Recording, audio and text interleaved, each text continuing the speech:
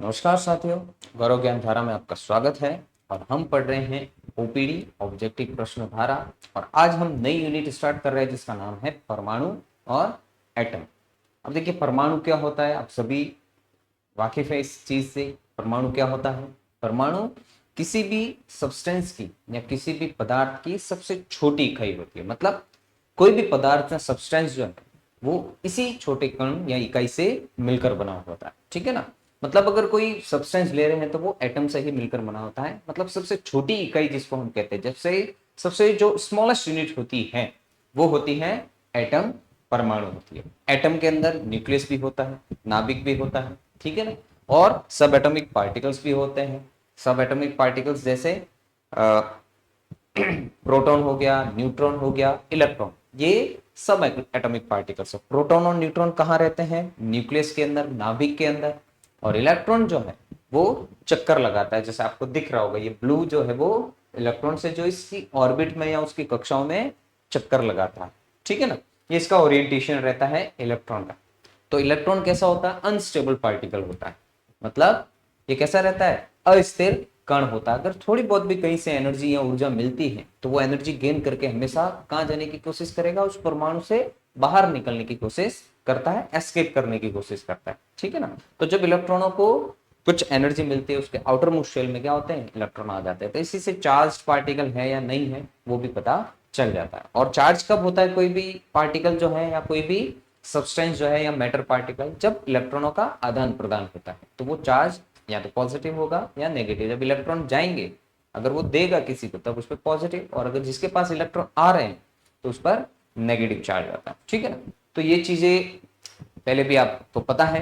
तो परमाणु क्या होता है? सबसे छोटी इकाई होती है किसी भी पदार्थ की या किसी भी सब्सटेंस की। ठीक है ना। अब परमाणु के बारे में, परमाणु का खोजकर्ता कौन है? किसने डिस्कवर किया था इसको, परमाणु को?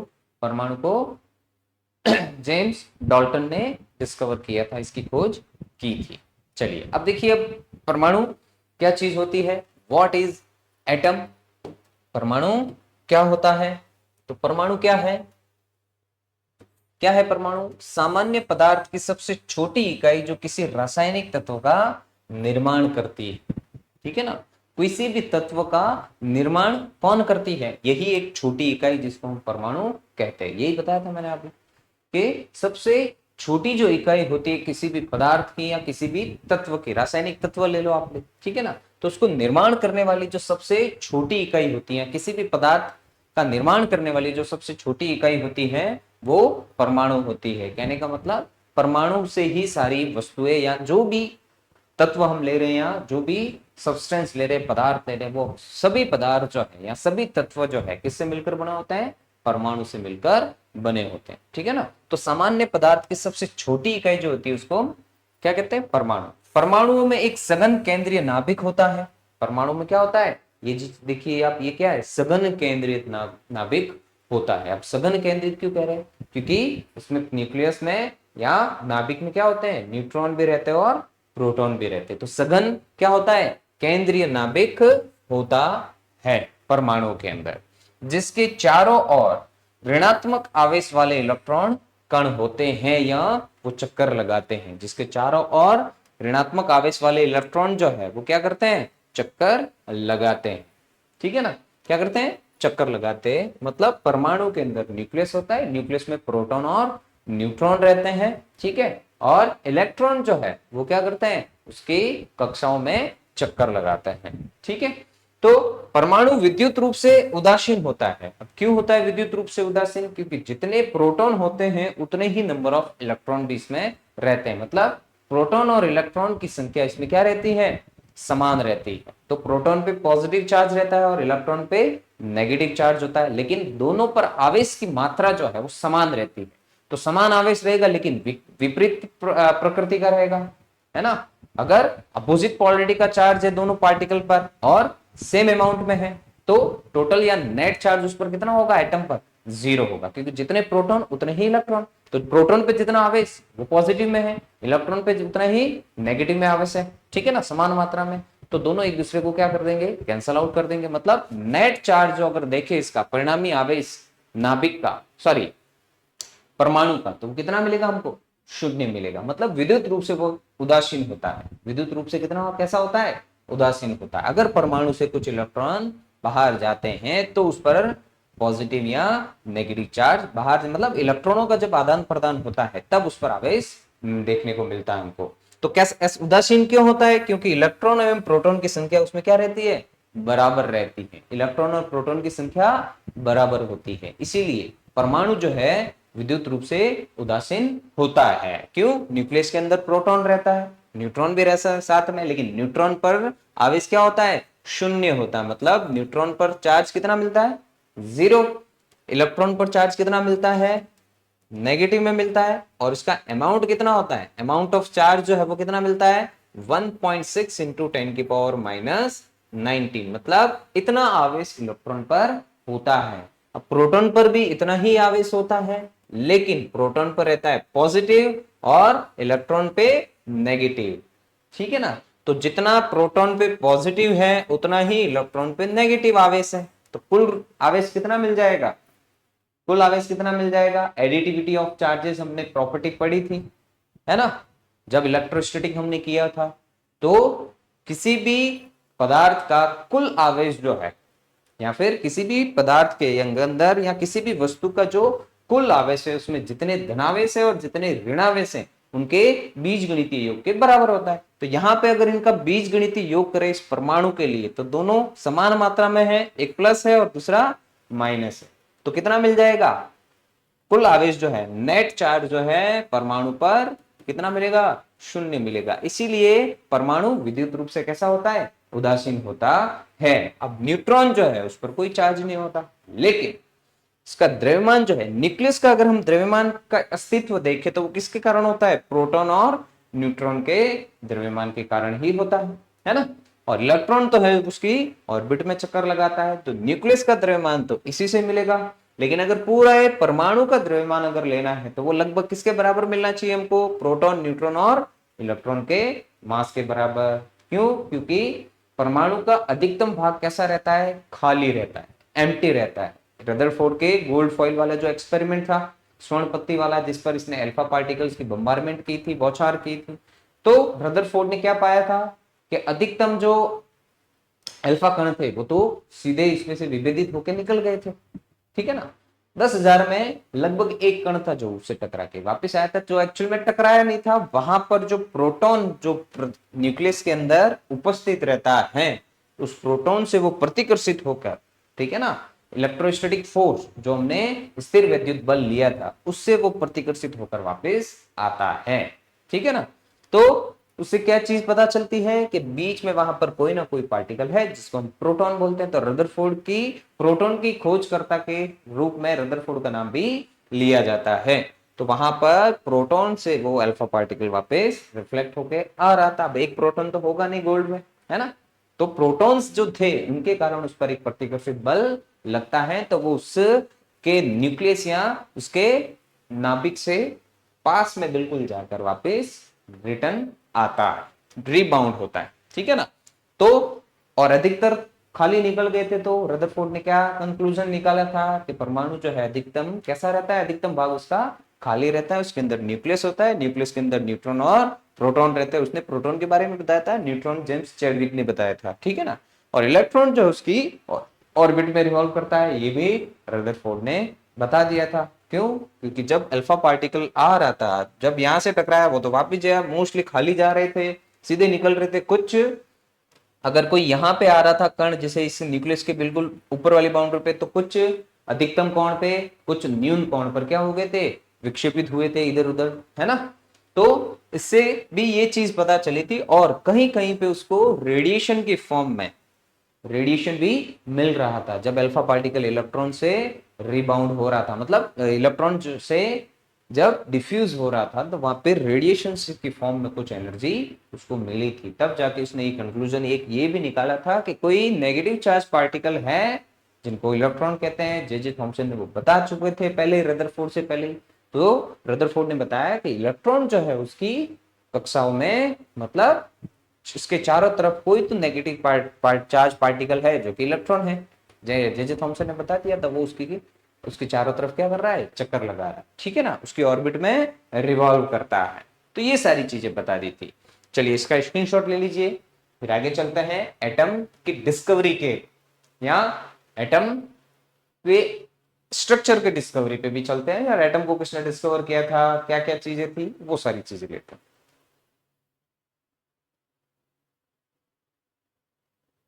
चलिए अब देखिए, सब एटॉमिक पार्टिकल अभी मैंने बताया, उप परमाणु कण कौन कौन से हैं, देखिए कौन कौन से हैं। अभी मैंने बताया था आपको कि परमाणु के अंदर कौन कौन से कण रहते हैं, प्रोटॉन, न्यूट्रॉन और इलेक्ट्रॉन रहते हैं, ठीक है ना, ये सब एटॉमिक पार्टिकल्स है। उप परमाणु कण जो परमाणु के अंदर उपस्थित होते हैं।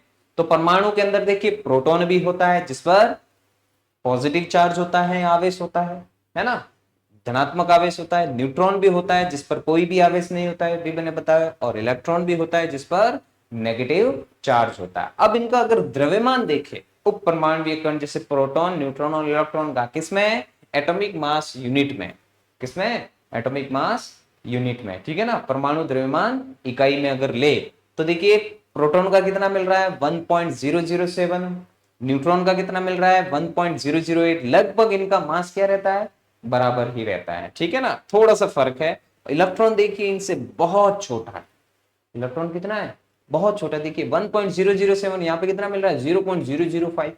तो इलेक्ट्रॉन बहुत छोटा कण होता है, क्यों कि इसका अगर मास देखें तो कितना मिल रहा है, देखिए 1.007, इसका मिल रहा है 1.008, मतलब प्रोटॉन और न्यूट्रॉन का लगभग मास क्या रहता है, बराबर ही रहता है। लेकिन इलेक्ट्रॉन से ये बहुत ज्यादा बड़े होते हैं, मतलब इनका द्रव्यमान बहुत ज्यादा होता है, ठीक है ना, क्योंकि देखिए इलेक्ट्रॉन का अगर हम मास देखें, द्रव्यमान, तो वो होता है 9.1 इंटू 10 की पावर -31 kg, इतना होता है किलोग्राम में। इलेक्ट्रॉन का कितना छोटा पार्टिकल है, और एटॉमिक मास यूनिट में भी देखिए तो 1.005। और प्रोटॉन का अगर हम द्रव्यमान देखें तो वो हमको मिलता है 1.67 इंटू 10 की पावर -27 kg, इतना कम मिलता है ये देखिए। और प्रोटॉन और लगभग उसका भी इतना ही होता है, न्यूट्रॉन का भी द्रव्यमान, तो देखिए कितना कम, बहुत कम मिल रहा है ना। इलेक्ट्रॉन का मास जो है, द्रव्यमान जो है, प्रोटॉन और न्यूट्रॉन से काफी कम मिल रहा है, बहुत कम है, ठीक है ना। इसीलिए इलेक्ट्रॉन को, इलेक्ट्रॉन अनस्टेबल या अस्थिर होने का कारण भी एक तरह से ये, क्योंकि बहुत छोटा है, थोड़ी बहुत भी एनर्जी कहीं से मिल गई तो ये क्या करेगा, कक्षा को छोड़ के, मतलब उस परमाणु की कक्षाओं से या परमाणु से बाहर निकलने की कोशिश करता है। अब जब तक ऊर्जा उसको ज्यादा नहीं मिलती जितनी भी उसको चाहिए, तब तक तो वो उसी ऑर्बिट में अलग अलग, अब देखिए इलेक्ट्रॉन भी अलग अलग ऊर्जा के ऑर्बिट, जिनको हम कक्षक कहते हैं, वो अलग अलग ऊर्जा स्तरीय होते हैं। तो जिस इलेक्ट्रॉन के पास जितनी एनर्जी होती है वो उसी ऊर्जा की कक्षा में क्या करता है, चक्कर लगाता है, ठीक है ना। अब देखिए, अब ये कहाँ रहता है, प्रोटॉन न्यूक्लियस में, न्यूट्रॉन भी कहाँ रहता है, न्यूक्लियस या नाभिक में, इलेक्ट्रॉन कहाँ रहता है, ऑर्बिट्स में या सेल्स में, ऑर्बिट में या कक्षक या कक्षा में क्या करता है, वो चक्कर लगाता है, ठीक है ना। और इसको डिस्कवर किसने किया था, उसका खोज करता कौन है, किसका, प्रोटॉन का। अब प्रोटॉन को किसने खोज की थी, प्रोटॉन की खोज देखिए गोल्डस्टीन का भी नाम आता है और रदरफोर्ड का भी, ठीक है ना, गोल्डस्टीन, ई गोल्डस्टीन और रदरफोर्ड का नाम, ठीक है ना। और न्यूट्रॉन को किसने खोज की थी, जेम्स चैडविक ने, और इलेक्ट्रॉन की खोज किसने की थी, जे जे थॉमसन ने की थी, ठीक है ना। तो ये सब एटॉमिक पार्टिकल से उप परमाणुीय कण है, ठीक है ना, जिनमें देखिए क्या क्या है, प्रोटॉन भी है, न्यूट्रॉन भी और इलेक्ट्रॉन। प्रोटॉन पे पॉजिटिव चार्ज रहता है, लेकिन रहता कितना है, अमाउंट 1.6 इंटू 10 की पावर -19 कूलम। इस पर तो जीरो ही होता है, शून्य, और इस पर कितना होता है, इस पर जैसे अगर पॉजिटिव था तो इस पर नेगेटिव मिलता है इलेक्ट्रॉन पर, ठीक है ना। ये चार्ज सेम है लेकिन मास में बहुत फर्क है, द्रव्यमान में बहुत फर्क होता है, प्रोटॉन बहुत हैवी होता है इलेक्ट्रॉन से, ठीक है ना। चलिए इसका स्क्रीनशॉट ले लीजिए।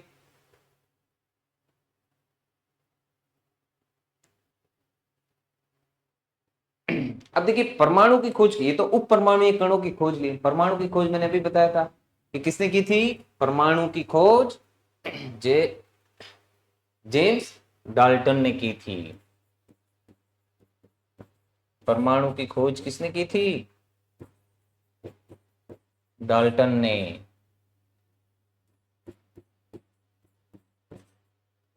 परमाणु की खोज डाल्टन ने की थी। मतलब डाल्टन ने बताया था कि कोई भी रासायनिक तत्व या कोई भी सब्सटेंस जो होता है, पदार्थ जो है, वो एक छोटी इकाई जिसको परमाणु कहते हैं उनसे मिलकर बना होता है। ठीक है ना। तो देखिए क्या है, the smallest unit of ordinary matter that forms a chemical element, atom consist a dense central nucleus surrounded by negative charge particle electrons.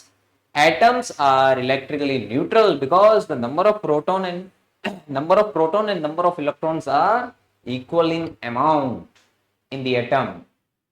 ठीक है ना। चलिए अब आगे चलते हैं। देखिए परमाणु मॉडलों का अगर हम विकास देखें तो किस हिसाब से मिला हमको, मतलब एवोल्यूशन ऑफ एटॉमिक मॉडल।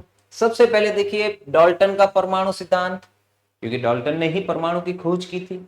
क्या बताया डाल्टन ने, परमाणु अविभाज्य गोले होते हैं। परमाणु क्या होते हैं, अविभाज्य गोले होते हैं। मतलब ये सबसे छोटी इकाई है। छोटी इकाई जैसे मैंने भी पीछे बोला, छोटी इकाई का मतलब अब इस इकाई को और छोटी या और ब्रेक नहीं कर सकते, विभाजित नहीं कर सकते। क्यों, क्योंकि ये क्या होती है, परमाणु एक अविभाज्य गोले होते हैं। मतलब इनसे छोटी कोई भी इकाई किसी भी तत्व की नहीं होगी। मतलब हर एक तत्व इन्हीं इकाइयों से मिलकर बना होता है, जिसे परमाणु कहते हैं। ये किसने बताया था, डाल्टन ने। तो डाल्टन ने क्या बताया, डाल्टन का परमाणु सिद्धांत क्या है कि परमाणु अविभाज्य गोले होते हैं। कोई भी पदार्थ जो है या कोई भी तत्व जो है परमाणु से ही मिलकर बना होता है, जो कि सबसे छोटी इकाई होती है। इनसे छोटी इकाई, इनको और ज्यादा छोटे या और ज्यादा ब्रेक नहीं किया जा सकता। ये अविभाज्य गोले होते हैं और उनको ज्यादा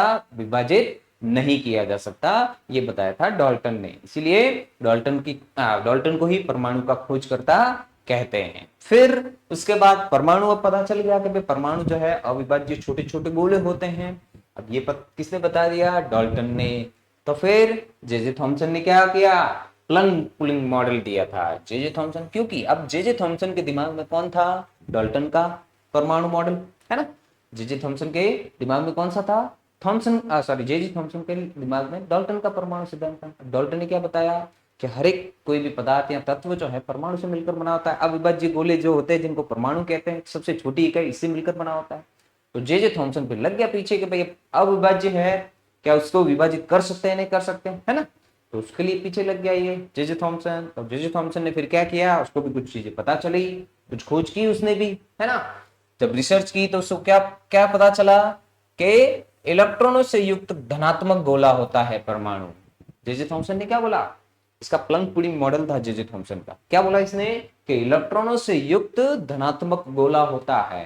ठीक है ना। अब इसने क्या किया, ये प्लंग पुडिंग मॉडल दिया था। क्या दिया था, प्लंग पुडिंग मॉडल। देखो Dalton's atomic theory, atoms are invisible spheres. Atoms कैसे होते हैं, इनविजिबल, मतलब बहुत छोटे होते हैं।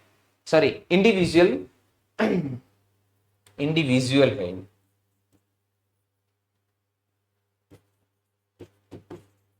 इंडिविजुअल स्फेयर्स होते हैं। कैसे होते हैं, इंडिविजुअल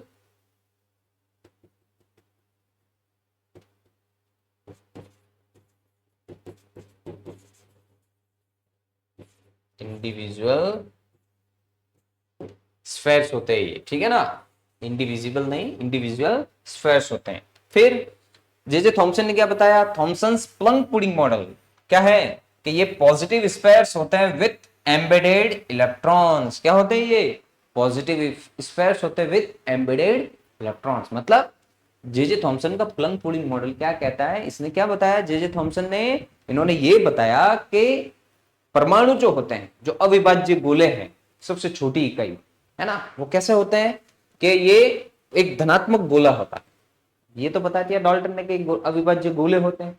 जे थॉमसन ने प्लंग पुडिंग मॉडल के अकॉर्डिंग ये बताया कि ये अब अविभाज्य तो है, लेकिन ये धनात्मक गोला होता है जिसके अंदर ऋणात्मक आवेश जो है, जिनको इलेक्ट्रॉन कहते हैं, वो उसके अंदर एम्बेडेड रहते हैं, मतलब धसे हुए रहते हैं उसके अंदर। ठीक है ना। मतलब धनात्मक गोले में इलेक्ट्रॉन कहीं कहीं बिखरे हुए और धसे हुए होते हैं। मतलब थॉमसन ने क्या बताया, इलेक्ट्रॉन इसके अंदर धसे रहते हैं। मतलब इलेक्ट्रॉन कैसा रहता है, स्टेबल रहता है, स्थिर रहता है। किसके अंदर, उन धनात्मक आवेशों के अंदर। तो ये बताया था जे थॉमसन ने प्लंग पुडिंग मॉडल के अकॉर्डिंग। इसीलिए देखो इलेक्ट्रॉनों के बारे में, अब डाल्टन ने सिर्फ परमाणु अविभाज्य गोले होते हैं छोटे छोटे, है ना, सबसे छोटी इकाई से मिलकर बना होता कोई भी तत्व या, ठीक है, ये बता दिया था। डाल्टन ने, थॉमसन ने बताया कि उसके अंदर ये धनात्मक गोले होते हैं। कैसे होते हैं? धनात्मक गोले होता है इसके अंदर।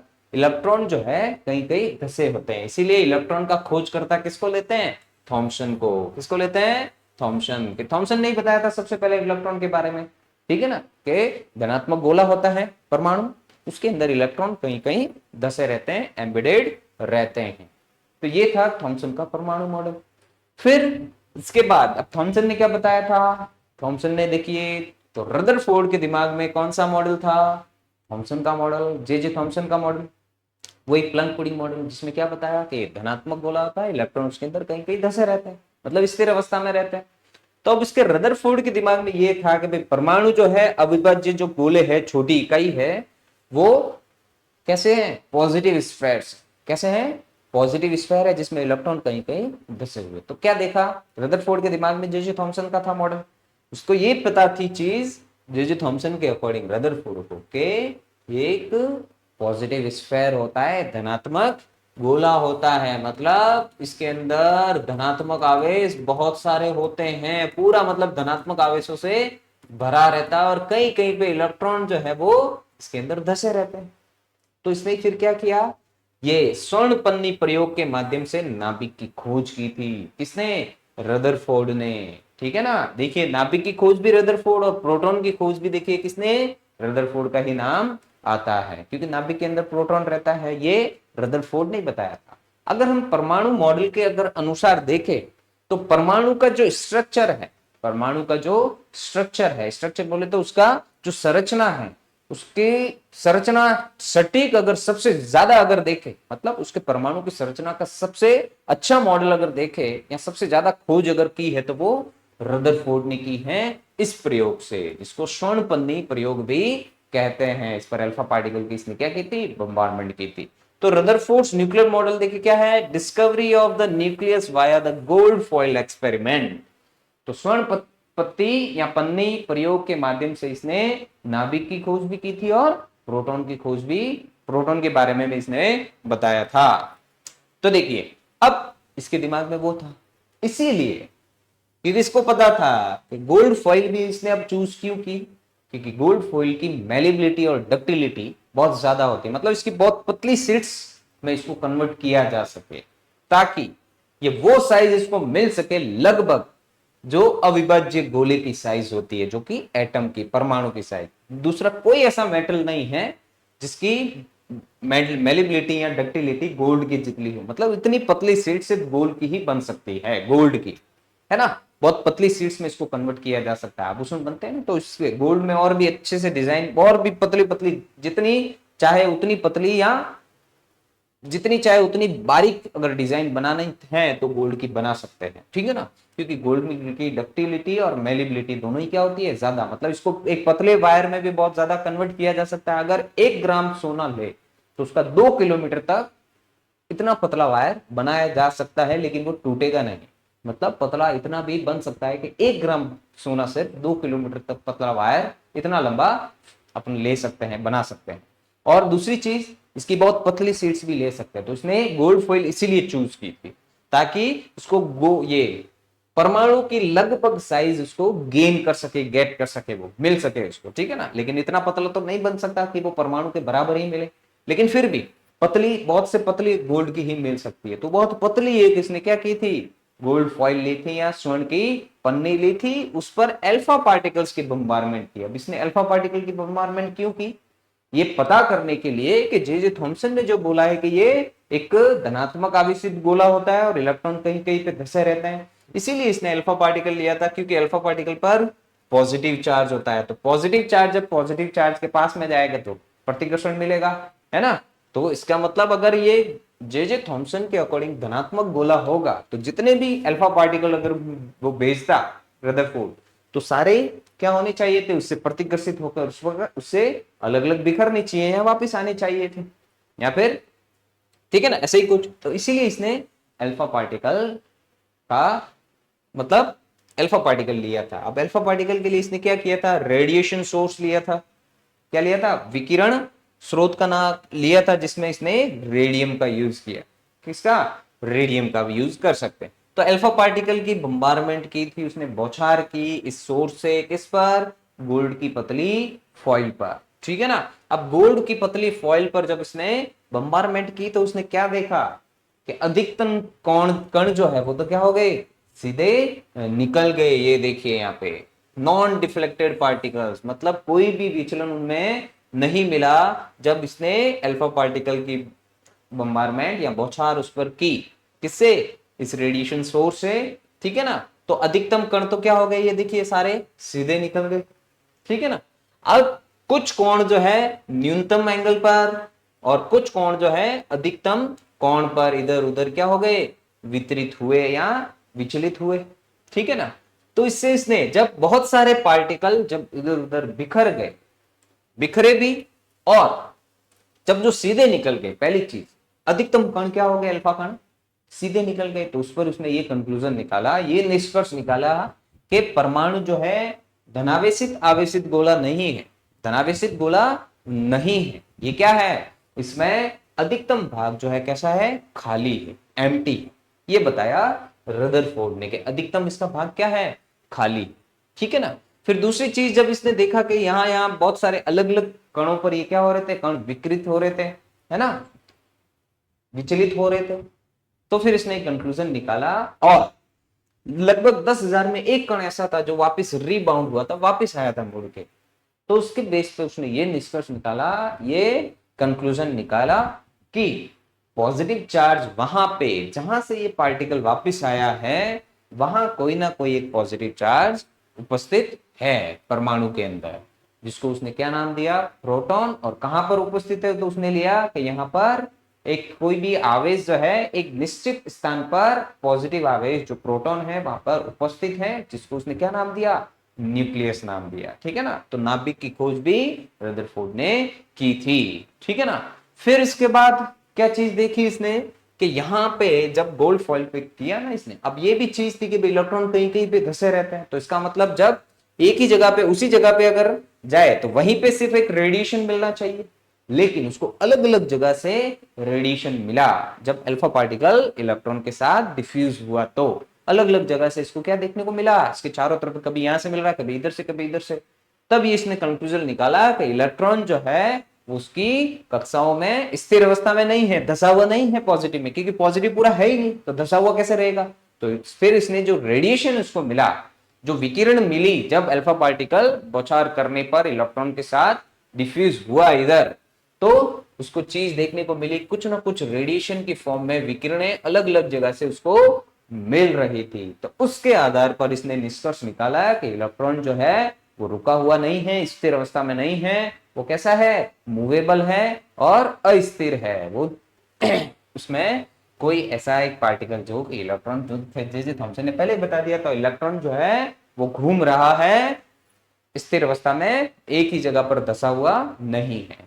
तो ये सारी चीजें रदरफोर्ड ने बता दी थी। लेकिन अब रदरफोर्ड ने ये सारी मोस्टली चीजें बता दी, देखो प्रोटॉन की खोज भी कर दी, नाभिक की खोज भी कर दी, ये भी बता दिया कि ये धनात्मक गोला नहीं है, अधिकतम भाग कैसा रहता है? खाली रहता है, और उसके अंदर एक ऐसी जगह होती है जिसको हम नाभिक कहते हैं, जिसमें प्रोटॉन उपस्थित रहता है, ठीक है ना। मतलब एक पॉजिटिव चार्ज पार्टिकल उपस्थित रहता है, इलेक्ट्रॉन उसके चारों तरफ क्या करता है? घूमता है, मतलब उसकी कक्षाओं में चक्कर लगाता है।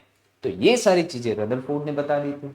फिर रदरफोर्ड के बाद आए बोर। अब बोर ने क्या बताया? बोर ने को, अब बोर के दिमाग में कौन सा था? ये सारे ही थे, लेकिन मेन जो सबसे ज्यादा जिसने भी बताया था वो रदरफोर्ड का था। रदरफोर्ड ने क्या बताया था? अब रदरफोर्ड का ही स्टूडेंट है बोर, है ना। तो बोर ने क्या बताया? बोर ने ये चीज बताई, रदरफोर्ड ये नहीं बता पाया कि इलेक्ट्रॉन किस ऑर्बिट में कौन सा इलेक्ट्रॉन रिवॉल्व करेगा। इसने बताया कि भाई इलेक्ट्रॉन चक्कर लगाता है, लेकिन कौन सी कक्षा में कौन सा कितनी एनर्जी का इलेक्ट्रॉन, वो बताया बोर ने। तो बोर ने बताया कि कौन सा पर्टिकुलर इलेक्ट्रॉन किस ऑर्बिट में रिवॉल्व करेगा, कौन से ऊर्जा स्तर में, मतलब कौन सी कक्षक में, कौन सी कक्षा में वो चक्कर लगाएगा। ये चीज बताई थी किसने? बोर ने। तो इलेक्ट्रॉन स्थिर कक्षाओं या ऊर्जा स्तरों में गति करते हैं, ये बोर ने बताया। बोर ने क्या बताया? बोर ने भी दो पोस्टुलेट दी थी। उसको भी और अच्छे से पढ़ेंगे। आज तो मैं आपको एक ये बेसिक चीजें बता रहा हूँ। बोर ने दो पोस्टुलेट दी थी, दो अभिधारणाएं दी थी। बोर ने बताया था कि इलेक्ट्रॉन उसी एक स्पेसिफिक ऑर्बिट में या स्थिर अवस्था में, स्थिर कक्षाओं या ऊर्जा स्तर में रिवॉल्व करता है, जिसका कक्षीय कोणीय संवेग जो है वो कितना हो, h/2 का पूर्ण गुणज हो। ठीक है ना। तो इसको जब हम बोर मॉडल को अच्छे से अगली क्लास में पढ़ेंगे तब मैं आपको और भी अच्छे से एक्सप्लेन करूंगा। तो बोर्स मॉडल क्या है, electrons move in fixed stationery orbit और एनर्जी लेवल। तो ये सारी चीजें थी परमाणुओं के मॉडलों का विकास, एवोल्यूशन ऑफ एटॉमिक मॉडल। सबसे पहले किसने बताया था, डाल्टन ने बताया कि कोई भी तत्व या पदार्थ जो है वो परमाणु से मिलकर बना होता है, जो छोटी इकाई जो भी होती है उनसे मिलकर बना होता है। थॉमसन ने क्या बताया कि वो धनात्मक गोला होता है और इलेक्ट्रॉन उसके अंदर धसे हुए रहते हैं। ठीक है ना। फिर आया रदरफोर्ड, अभी बताया मैंने, रदरफोर्ड ने गोल्ड फॉइल क्यों यूज की थी, अल्फा पार्टिकल क्यों यूज किया, ये सारी चीजें बता दी। जो अधिकतम कण निकल गए तो उसने बताया कि खाली होता है और बीच में एक होती है न्यूक्लियस, एक ऐसा प्लेस होता है या स्थान होता है जहां पर प्रोटॉन उपस्थित होता है, जहां से वो अल्फा पार्टिकल टकरा के वापस आया था, रिबाउंड हुआ था। ठीक है ना। और चीज क्या बताई कि जो रेडिएशन इसको मिल रहा था, ये विकिरण जो चीज देखने को मिल रही थी कि जब इलेक्ट्रॉन से अल्फा पार्टिकल अगर टकरा रहा है तो विकिरण मिलेगा। तो इस विकिरण के हिसाब से इसने बताया जो भी ऊर्जा मिल रही थी, विकिरित ऊर्जा यहाँ पर अलग अलग जगह से, तो कोई इलेक्ट्रॉन जो है वो उसकी कक्षाओं में चक्कर लगाता है। और बोर ने बताया कि कौन सा इलेक्ट्रॉन किस ऑर्बिट में चक्कर लगाता है। ठीक है ना। चलो, तो बोर का मॉडल हम और भी अच्छे से, क्योंकि मेन आपका अगर इस यूनिट में देखें तो बोर मॉडल के ऊपर ही आपके क्वेश्चन आएंगे, लेकिन इन पर भी आ सकते हैं। ठीक है ना। चलिए, इसका स्क्रीनशॉट ले लीजिए आप।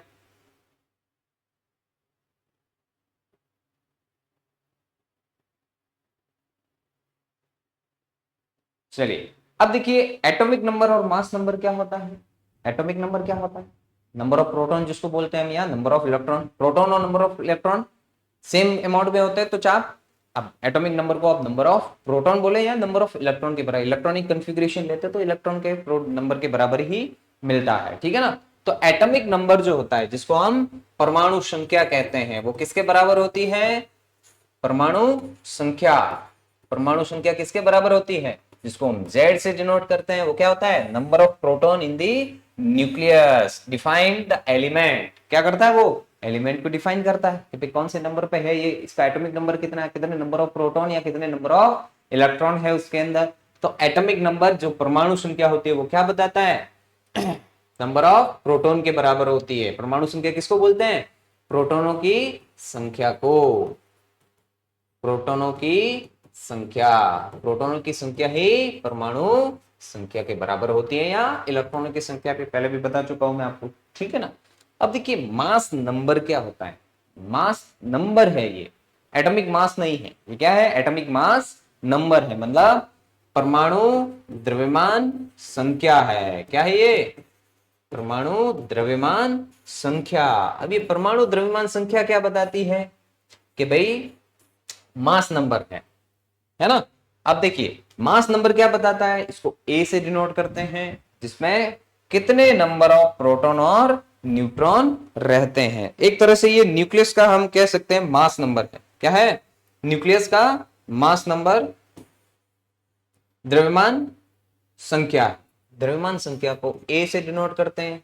अब द्रव्यमान जो है संख्या किससे मिलती है, अगर हम देखें तो द्रव्यमान संख्या जो है वो होती है नंबर ऑफ प्रोटॉन, जिसको हम प्रोटॉन और इलेक्ट्रॉन दोनों ही ले सकते हैं। जो दूसरा कौन सा बचा, न्यूट्रॉन बचा। ठीक है ना। तो नंबर ऑफ प्रोटॉन और neutron plus number of neutron, इनके अगर हम क्या करें, इनका योग करें तो हमको क्या मिल जाएगा, द्रव्यमान संख्या मिल जाएगी। अब ये द्रव्यमान संख्या क्या होती है कि किसी परमाणु के द्रव्यमान में कौन कौन, मतलब किसी एटम के मास में कौन कौन अपनी योग्यता या अपनी वो क्या कहते हैं उसमें बता रहा है, अपनी के प्रेजेंस बता रहा है। वो कौन कौन होते हैं, नंबर ऑफ प्रोटॉन और इलेक्ट्रॉन और साथ ही न्यूट्रॉन। इसी से मिलकर बना होता है पूरा एटम। मोस्ट ऑफ द खाली रहता है, न्यूक्लियस के अंदर प्रोटॉन और न्यूट्रॉन रहते हैं और इलेक्ट्रॉन रिवॉल्व करते हैं। तो नंबर ऑफ प्रोटॉन और न्यूट्रॉन तो यहाँ पे आ गई जेड में, बच्चे कौन से, सॉरी नंबर ऑफ प्रोटॉन और इलेक्ट्रॉन तो यहाँ पे न्यूट्रॉन बचे, तो न्यूट्रॉन को भी साथ में ले तो क्या मिल जाएगी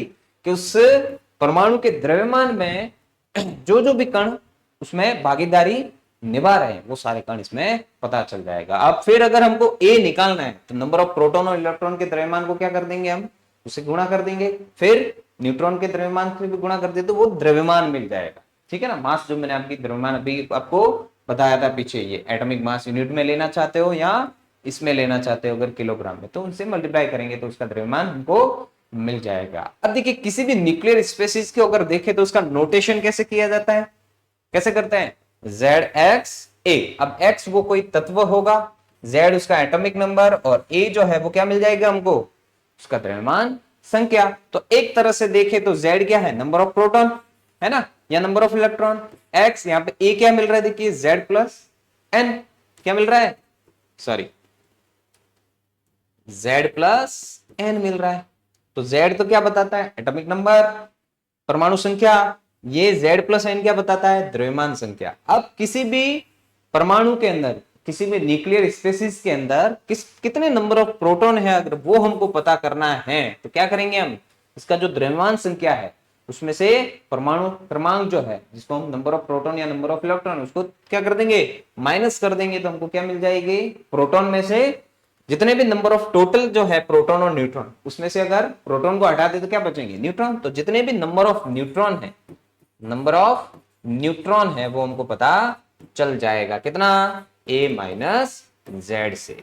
ठीक है ना, तो ऐसे हम नंबर ऑफ न्यूट्रॉन भी ले सकते हैं। ये है atomic number and mass number. ठीक है ना, एटॉमिक नंबर बोले तो परमाणु संख्या और क्या कहते हैं, द्रव्यमान संख्या,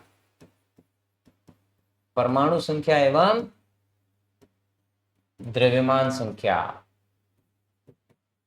तो परमाणु संख्या और उसकी द्रव्यमान संख्या कैसे लेते हैं वो भी आपको पता चल गया। वैसे तो आपको पता ही रहेगा लेकिन फिर भी एक ओवरव्यू दे दिया मैंने आपको। चलिए इसका भी स्क्रीनशॉट ले लीजिए। चलिए अब देखिए क्या है, आइसोटोप्स, आइसोबार एंड आइसोटोन, इस पर भी आपको एक क्वेश्चन मिल सकता है।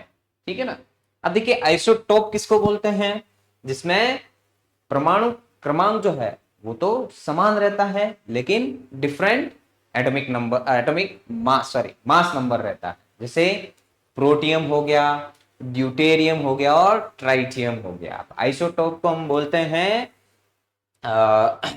समस्थानिक, क्या बोलते हैं, समस्थानिक। अब ये समस्थानिक का मतलब क्या है, इनका परमाणु द्रव्यमान जो है वो तो क्या रहेंगे, समान, मतलब जिसमें परमाणु क्रमांक जो है, परमाणु क्रमांक तो समान रहेगा, परमाणु क्रमांक कैसा रहेगा, समान। ठीक है ना, परंतु परमाणु, सॉरी द्रव्यमान संख्या जो है वो क्या रहेगी, द्रव्यमान संख्या भिन्न रहेगी, द्रव्यमान संख्या उसमें क्या रहेगी, भिन्न। उसको हम क्या बोलते हैं, समस्थानिक कहते हैं। तो देखिए जैसे एग्जांपल क्या लिया है, प्रोटियम, ड्यूटेरियम और ट्राइटियम। प्रोटियम होता है 1H1, ड्यूटेरियम होता है 1H2 और ट्राइटियम होता है 1H3। ये है हाइड्रोजन के समस्थानिक होते हैं। ठीक है ना, ये क्या होते हैं, हाइड्रोजन के समस्थानिक। ठीक है ना, हाइड्रोजन की क्या होते हैं, ये समस्थानिक। अब समस्थानिक में क्या होता है, देखिए परमाणु क्रमांक तो समान लेकिन द्रव्यमान संख्या क्या रहती है, भिन्न रहती है। फॉर एग्जांपल 1H1, 1H2 और 1H3, इसको क्या बोलते हैं, प्रोटियम। क्या बोलते हैं, प्रोटियम। ठीक है ना, प्रोटियम। इसको बोलते हैं ड्यूटेरियम, ड्यूटे, इसको बोलते हैं ड्यू, ये ई लग रहा है, अब सही है, ड्यूटेरियम। और ये तीसरा जो है उसको ट्राइटियम कहते हैं। क्या कहते हैं, ट्राइटियम। ठीक है, चलिए तो इसका स्क्रीनशॉट ले लीजिए आप एक बार, फिर मैं आपको वो बता देता हूं आइसोबार्स क्या होते हैं और आइसोटोन्स क्या होते हैं। चलिए अभी देखिए, ये तो हो गया आइसोटॉप। ठीक है ना, इसका एग्जाम्पल भी ले लिया हमने। अब अगर हम नेक्स्ट देखें तो नेक्स्ट हमारे पास क्या है, देखिए नेक्स्ट है हमारे पास क्या, ये आइसोबार है ना, जिसको हम बोलते हैं समभारिक। क्या बोलते हैं, समभारिक। आइसोबार क्या होता है, समभारिक होता है। अब समभारिक में मतलब पता चल गया आपको, पार समान बोले तो जिनका द्रव्यमान संख्या समान किंतु परमाणु क्रमांक भिन्न, ठीक है ना। तो समभारिक किनको बोलते हैं, जिनमें परमाणु क्रमांक तो भिन्न होते हैं, परमाणु क्रमांक भिन्न होते हैं, परंतु परंतु द्रव्यमान संख्या जो है, द्रव्यमान संख्या क्या होती है, समान होती है।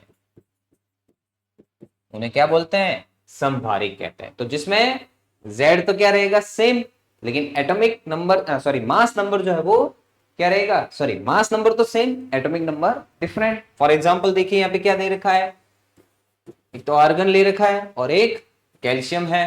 तो देखिए अब इनमें देखें तो आर्गन का कितना है, परमाणु क्रमांक तो 18 है, कैल्शियम का कितना है 20, लेकिन अगर इनका भार देखें तो कितना है, द्रव्यमान संख्या इसमें भी 40 और इसमें भी 40। तो ये हो गए सम भारिक हो गए, क्या हो गए, सम भारिक, ठीक है ना। इनको बोलते हैं सम भारिक, वो होते सम स्थानिक, यह है सम भारिक।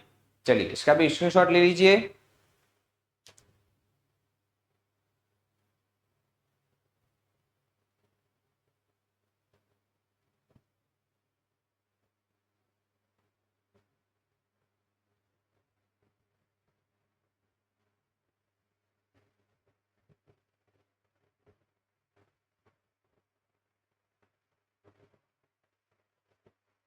चलिए अब नेक्स्ट है, देखिए अपने क्या है, आइसोटोन। अब आइसोटोन में क्या है, देखिए different elements with the same number of neutron. Isotone को बोलते हैं सम न्यूट्रॉनिक। क्या बोलते हैं, सम न्यूट्रॉनिक, या आइसोटोन भी आप कह सकते हैं हिंदी में भी, ठीक है ना। ऐसे सम न्यूट्रॉनिक मतलब ऐसे सम न्यूट्रॉनिक इनको बोलेंगे, ऐसे तत्व जिनमें क्या होते हैं, different element with the same number of neutron. मतलब ऐसे तत्व, ऐसे तत्व जिनमें, ऐसे तत्व जिनमें परमाणु क्रमांक,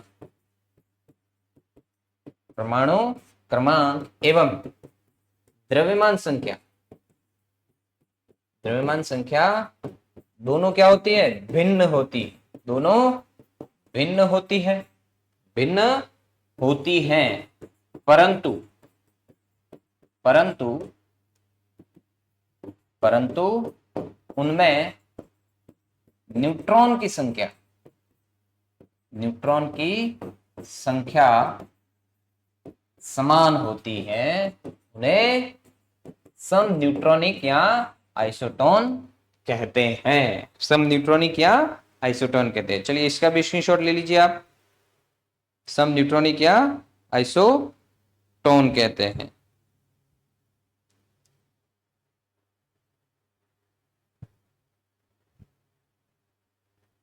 फॉर एग्जाम्पल अगर देखें तो, अगर देखें तो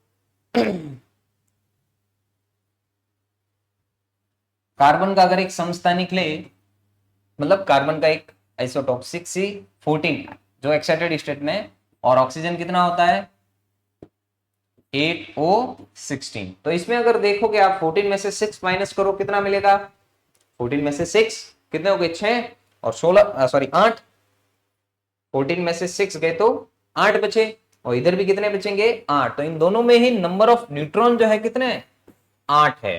तो ये हो गया इसका एक उदाहरण। तो ये कार्बन का ये वाला 6C14 और O816 जो है वो क्या होंगे, दोनों ही सम न्यूट्रॉनिक होंगे। चलिए इसका भी स्क्रीनशॉट ले लीजिए आप।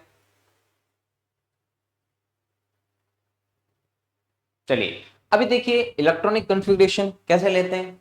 इलेक्ट्रॉनिक कॉन्फ़िगरेशन अगर इसमें देखें, बोर स्कीम देखो क्या है, मैक्सिमम नंबर ऑफ इलेक्ट्रॉन किसी भी शेल में कितने होने चाहिए 2n²। ये आपने 10th में भी पढ़ा होगा, आपको पता ही है ये तो। अब देखिए के सेल में कितने नंबर ऑफ इलेक्ट्रॉन होते हैं, मैक्सिमम 2 इलेक्ट्रॉन। जो पहली ऑर्बिट होती है एटम की, न्यूक्लियस की जो फर्स्ट ऑर्बिट होते हैं उसमें कितने इलेक्ट्रॉन आएंगे, 2। अगर 2n² से देखे तो n=1 रखो आप, तो कितना मिल जाएगा, 2 1 का स्क्वायर बोले तो 2, तो 2 इलेक्ट्रॉन आ गए, ठीक है ना। n=अगर 2 रखे आप एल सेल में तो कितना मिल जाएगा, देखिए एल सेल में अपने पास कितने मिल जाएंगे, 2n² अगर रखे तो 2 × 2 का स्क्वायर 4 × 8 बोले तो सेकंड ऑर्बिट में कितने इलेक्ट्रॉन होंगे, 8 इलेक्ट्रॉन होंगे। सेकंड ऑर्बिट में कितने, 8 इलेक्ट्रॉन होंगे। वैसे ही अगर एम सेल में देखे तो n= कितना मिल जाएगा हमको, n=3, तो उसमें कितने मिल जाएंगे, देखिए 3 रखिए यहाँ पे, 3 का स्क्वायर 9, 9 × 18, तो कितना मिल जाएंगे, 18 इलेक्ट्रॉन, 18 इलेक्ट्रॉन मिलेंगे हमको, है ना। और वही अगर एन सेल में देखे तो कितना मिल जाएगा, n=3, सॉरी 4, n= कितना लेंगे 4, तो 2 × 4 का स्क्वायर कितना मिल जाएगा 32 इलेक्ट्रॉन। तो ऐसे हमको इलेक्ट्रॉन्स की वैल्यू जो है किस ऑर्बिट में या किस सेल में कितनी होगी मैक्सिमम, वो मिल जाएगी। तो मैक्सिमम कितने इलेक्ट्रॉन किसी भी सेल में होने चाहिए वो हमको इस 2n² रूल से पता चल जाता है। लेकिन अब देखिए यहाँ पे वैलेंस इलेक्ट्रॉन क्या होता है, ऑक्टेट रूल क्या होता है। ऑक्टेट रूल देखो इसके लिए जरूरी रखिए कि मैक्सिमम 32 आते हैं, लेकिन ऑक्टेट में क्या होता है, मिनिमम इसको कितने इलेक्ट्रॉन चाहिए, 8, ठीक है ना, स्टेबल रहने के लिए। देखिए तो वैलेंस इलेक्ट्रॉन किनको बोलते हैं, वैलेंस इलेक्ट्रॉन वो होते हैं the electrons present in the outermost shell which determine the chemical reactivity, ठीक है ना। वैलेंस इलेक्ट्रॉन किनको बोलते हैं, संयोजी इलेक्ट्रॉन किसको बोलते हैं, संयोजी इलेक्ट्रॉन क्या होते हैं, जो वैलेंस होते हैं, मतलब जो आउटर मोस्ट शेल में होते हैं, मतलब किसी तत्व की या किसी एलिमेंट की, ठीक है ना किसी तत्व की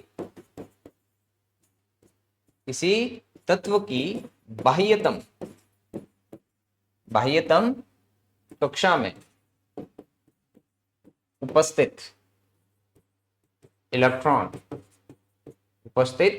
इलेक्ट्रॉन जो उस तत्व की सक्रियता बताता है, जो उस तत्व की क्या बताते हैं, सक्रियता बताते हैं, उसको हम क्या बोलते हैं, वैलेंस इलेक्ट्रॉन बोलते हैं या संयोजी इलेक्ट्रॉन बोलते हैं। जो आउटर मोस्ट शेल में, जो बाह्यतम, किसी भी तत्व की बाह्यतम कक्षा में होता है, जो क्या करते हैं, उस तत्व की या उस केमिकल रिएक्टिविटी बताते हैं, उस तत्व की क्या बोलते हैं, सक्रियता बताते हैं। ऑक्टेट रूल क्या होता है, देखिए ऑक्टेट रूल पढ़ा होगा आपने, atoms are most stable when they have 8 electrons in their valence shell, मतलब संयोजी सेल में, आउटर मोस्ट शेल में, ठीक है ना, मतलब बाह्यतम कक्षा में अगर, ऑक्टेट रूल जिसको बोलते हैं, ऑक्टेट नियम, कि अगर किसी परमाणु की बाह्यतम कक्षा में, शेल में जिसको बोलते हैं, ठीक है ना, बाह्यतम कक्षा में 8 इलेक्ट्रॉन होते हैं, 8 इलेक्ट्रॉन होते हैं, तो वह परमाणु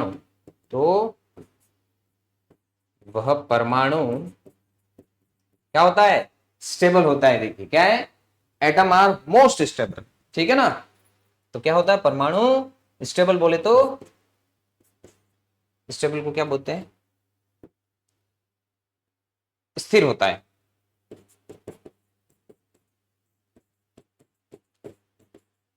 ठीक है ना। तो परमाणु अगर उसके आउटर मोस्ट शेल में अगर 8 इलेक्ट्रॉन है तो वो मोस्ट स्टेबल उस वक्त परमाणु ये होता है। चलिए इसका भी स्क्रीनशॉट ले लीजिए।